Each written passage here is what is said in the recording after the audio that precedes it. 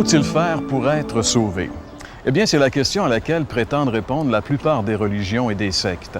C'est la raison pour laquelle des millions de personnes sont devenues esclaves de tous ces gourous qui les dominent et qui, plus souvent qu'autrement, abusent de leurs adeptes.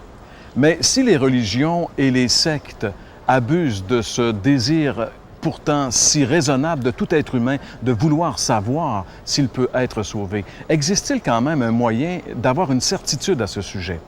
Certainement, parce que la Bible le dit. Regardons ensemble ce passage dans les Actes des Apôtres, chapitre 16, les versets 30 et 31, où l'apôtre Paul dit « Le gardien de prison fit sortir Paul et Silas et leur demanda « Messieurs, que dois-je faire pour être sauvé? » « Crois au Seigneur Jésus, lui répondirent-ils, et tu seras sauvé. » La réponse à cette question, ici dans la Bible, elle est vraiment claire, précise et sans aucune ambiguïté.